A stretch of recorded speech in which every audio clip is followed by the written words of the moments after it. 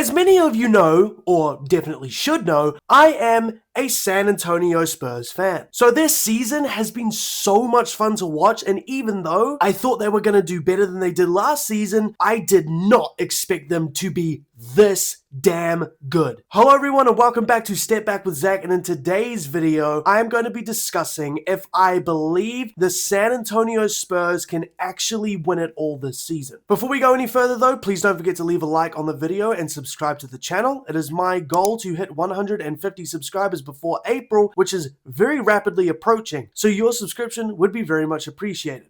Thank you. Since the turn of the calendar year, the San Antonio Spurs, believe it or not, have actually been the best team in the NBA. It's between them and the Boston Celtics. They have gone 22-8 since January 1st, while going 11-0 in February, and have been just so dominant on both ends of the floor. Since January 1st, they are 5th in points per game, 5th in rebounds per game, and 9th in assists per game, and 4th in turnovers per game. They are also 2nd in defensive rating and 9th in offensive rating, and 3rd overall in net rating. So just insane stuff. However, like I just mentioned, they went 11-0 in February, and this has only happened 18 times in NBA history, with before the Spurs doing it in February, the last team to do it was the Phoenix Suns in November of 2021. So it's been 5 years since we've seen it. And speaking of their February dominance, we are now going to look at their stats from February 1st to today, where they have gone 14-1, with the only loss being to the New York Knicks, who decided to have their best defensive game ever. By the way, the Knicks were incredible, so that was just super impressive. But the Spurs are 1st in points per game at a whopping 122. They are 3rd in rebounds per game and 1st in assists. And I want you guys to really hone in on the fact that not a single Spurs player since February 1st is averaging over 7 assists per game. In fact, none of them are even averaging 7 assists per game. The leader is Stephon Castle with 6.8. So really showing the all-around effort of the San Antonio Spurs. They are also 1st in blocks, because now people are actually deciding to contest Victor Wembanyama, or challenge him rather. And of course, Wemby's just blocking the crap out of almost everything. They average 7.4 blocks a game, and a lot of those are because of Wemby. And they are also 1st in plus minus at 12.9. They are 2nd in offensive rating and 2nd in defensive rating, being only behind the Boston Celtics, which is crazy by the way, and are 1st in net rating, while also having the 2nd best true shooting percentage in the league. And in this February stretch, they have had some monster wins where they absolutely destroyed the LA Lakers 136-108. They beat the brakes off the Suns, even though Devin Booker did go out very early in that game and Dylan Brooks wasn't playing, 121-94, and then they versed the Philadelphia 76ers fairly recently, where they beat them by 40 points, winning 131-91. And Victor Wembanyama shot the ball 5 times. He also had 6 blocks in this game, and he had 5 of those 6 blocks before he made his first field goal. What? And then following that game, they go on to absolutely dismantle the Detroit Pistons, winning 121-106 in a dominant and statement victory. They have also proven during this time that they can win under terrible circumstances, where in their most recent game against the LA Clippers, they were down 25 points in the 3rd quarter and still ended up winning that game, 116-112. They were also earlier on losing to the Raptors in the 4th quarter by 15 points, and they still won that game 110-107 despite a bad Victor Wembanyama offensive game. So this San Antonio Spurs team is just proving that they can absolutely do it. Now, I do want you guys to keep in mind that this stretch from the San Antonio Spurs wasn't the hardest, but it also was certainly no walk in the park. And what just makes the San Antonio Spurs so damn good? Firstly, I want to talk about the fact that they are absolutely loaded with talent up and down the roster. They have guards in Stephon Castle, De'Aaron Fox, and Dylan Harper who can all put the ball on the floor, who can all play make super well, and can all attack downhill, go and get a bucket, and while one of them is going crazy doing whatever they want on the ball, the other two are super good at navigating off the ball, creating open looks for other teammates by constantly moving or getting themselves in good spots to receive the ball from the playmaker or from the ball carrier. They also have some absolute snipers on that team, especially as of late, with Devin Vassell and Julian Champagnie, and Harrison Barnes for that matter as well, where during this stretch, Julian Champagnie is shooting 44% from 3 on 5.5 attempts per game. Devin Vassell is shooting 43% on 6 attempts a game. And Harrison Barnes is shooting just under 43% on 4.5 attempts per game. And Carter Bryant's also taking a bit of a leap on the 3-point department as well. He's averaging 3.3 attempts a game and shooting them at a clip of 41%. So the Spurs threes are starting to fall. They also have such a good big man rotation, and although Luke Kornet has slowed down a little bit recently, or I personally don't think he's been as good as he normally is, having Luke Kornet off your bench is still so damn good. He's a great rim protector, he's a good rebounder, he's a big body, he's great at catching an alley-oop, he's a good offensive rebounder, and then of course, you've got the second best center in the NBA in Victor Wembanyama. And then as well, they've got some absolute Swiss Army knife kind of players off the bench in Keldon Johnson and Carter Bryant. Both of who do different things out there, but are just so damn good at what they do. Keldon Johnson is a freight train. He's gonna barrel his way down low and can score on pretty much anybody by just putting his shoulder into their chest and finishing. He's also a pretty solid defender. And Carter Bryant has been such a revelation for this team, where earlier in the season, it didn't look like he would be playing a lot. But recently, he has gotten so much opportunity and has just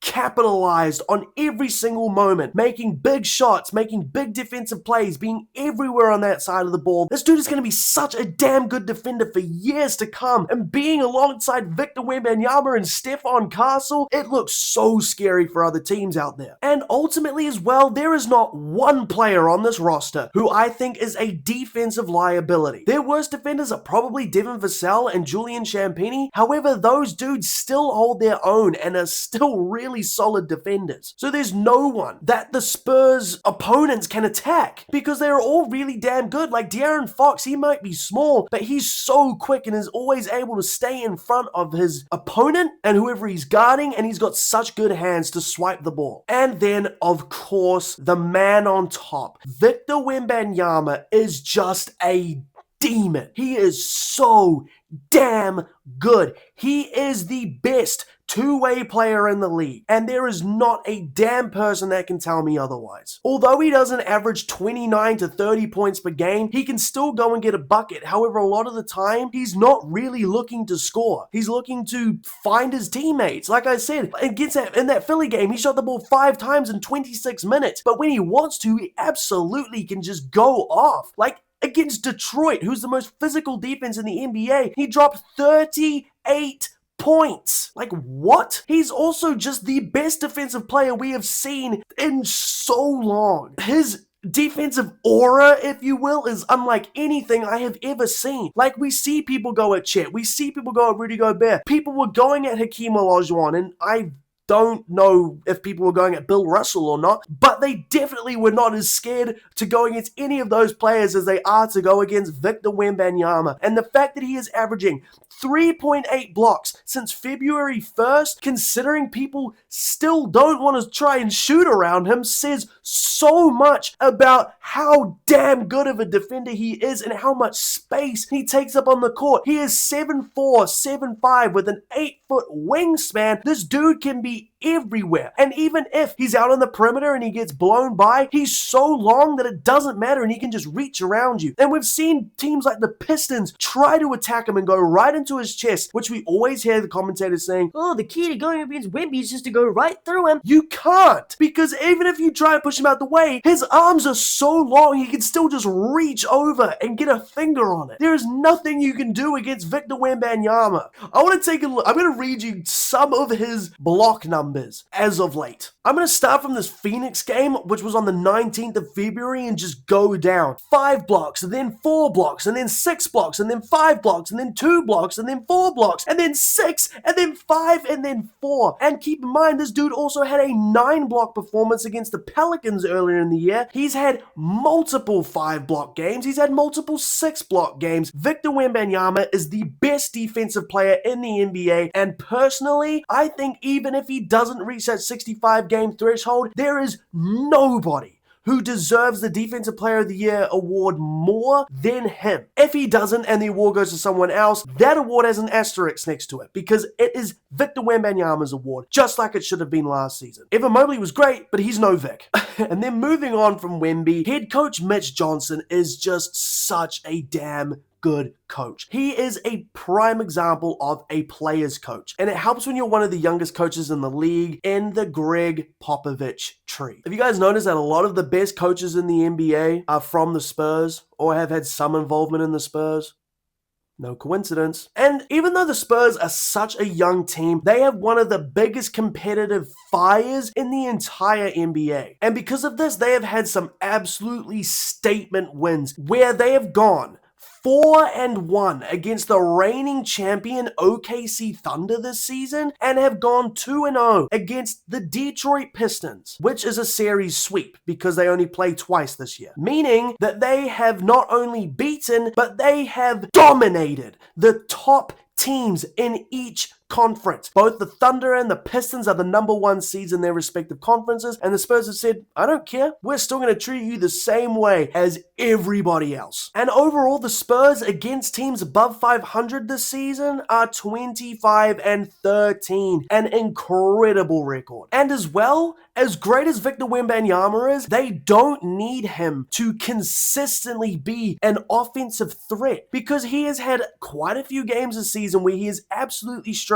In a 3-game stretch against the Pistons and the Raptors and the Nets, he went a total of 16 and 37 from the field. Not great efficiency at all. However, his teammates were able to pick up on the offensive side and just will the way to still winning. And again, ultimately, they didn't score a lot of points, but it is their defense that has absolutely just held them down. The Spurs are such a great all-around team. And as well, their most recent game, like I mentioned before, against the LA Clippers was an absolutely incredible feat. They had a 25-point comeback, which is the second largest of their franchise's history, by the way, on the second game of a back-to-back, right after playing the most physical team in the NBA. So every single player on that team was exhausted, and they still managed to fight and claw their way back to getting the win. And after the game, Victor Wembanyama showed so much emotion. He cried on the court, embracing his teammates and De'Aaron Fox, and later on said that he was so exhausted, and that was probably the hardest game of his life. And he also even further emphasized how much he loves his teammates, where in the post-game press conference, he buckled down, saying that he loves his team and that he would do pretty much anything for them, or something along those lines. I don't know. I don't have the quote in front of me. Sue me if I got it wrong. Don't do that, actually. And as well, Victor Wembanyama not only impacts his team on the court, but he also is such a great impact off of the court, where obviously he's going to provide such a physical advantage with his godly, freakish size and talent on the basketball court, but the mental side that he approaches the game with as well is something that we just very rarely see from the best players in the NBA. This dude cares so much about the sport and his team, and that is the recipe of someone who is gonna stay in the NBA for a long time and is gonna stay with one team for a long time. Victor Wembanyama's passion and drive has rubbed off on every single other player on that team, and I cannot thank him enough for that. So, going to the question that I raised at the beginning, can they actually win? And I'm going to give kind of a cop-out answer here. The way the season has unfolded, it is going to be so matchup dependent. What do I mean by this? Well, we look at the fact that the Spurs, like I said, have absolutely just smacked the Pistons and the Thunder all season, as both of those teams rely on attacking the paint because they don't have a very great perimeter-centric offense or personnel around them. And because they've got that dude Victor Wembanyama in the paint, the Spurs are so good at limiting the points in the paint from the Pistons and the Thunder. However, the Spurs have very obviously struggled against teams who are good on the perimeter to even great on the perimeter. Where against the Knicks, they are 1-2 this season. Against the Cavs, they are 0-2 this season. Against the Wolves, they are 1-2 this season. And although they beat the Boston Celtics, this was a very, very controversial game and Jason Tatum wasn't playing. So a lot of these games were really close, but the Spurs just kind of struggle guarding those perimeter-centric style of offenses. And we are yet to see them play the best player in the world, Nikola Jokic, and his team, the Denver Nuggets. And that will be happening very, very, very damn soon. In fact, it's the Spurs game after their one today against the Houston Rockets. I'm so excited to see that matchup. Jokic versus Wemby, the battle of the two best centers in the NBA and two of the top 4 players in the NBA. I do think the Spurs can win the championship this season. However, like I said, it is very matchup dependent. If the Spurs match up against the Thunder in the conference finals, I do believe that they can beat them. And then I think that they can beat whoever comes out of the East, although it will be more difficult than we probably thought coming in, as the Eastern Conference is actually way better than I thought this season. But if we look at the playoff picture right now, just about what the standings are right now, depending on who wins the 7-8 matchup between the Suns and the Warriors, doesn't matter. The Spurs are going to whack them anyway, and they will get past that series pretty easily, I think. And then the next... Oh, that literally just changed. Damn it! When I was making this video, or when I was writing the script for this video, it was the Rockets and the Lakers in a playoff series, which would be probably just kind of boring. But LeBron versus KD in a playoff series, that would be pretty fun. But then I thought again, whoever comes out of that series, the Spurs will whack them as well. But now it says the Nuggets. So I do think the Nuggets and the Spurs, if they meet in the second round, that could be a little bit difficult. But then, like I said, if the Lakers drop back to that 6th seed, the Spurs will smack whoever comes out of that. And then ultimately, I think, like I said, I think the Spurs can beat the Thunder in the conference finals, but if it's the Timberwolves or the Nuggets that they go against, I can definitely see that series being a whole lot closer. So there is definitely a chance that the Spurs win. However, there is also a chance that they don't win. Obviously, it's so matchup dependent. It's very hard to predict. However, that is all from me for this video about if I believe the San Antonio Spurs can win it all. I love the Spurs, man. Victor Wembanyama is so good. However, let me know who you guys think is going to win the NBA championship this season and what you think about the Spurs and how super impressive they've been and how ahead of schedule they are. But as always, I'll see you in the next one.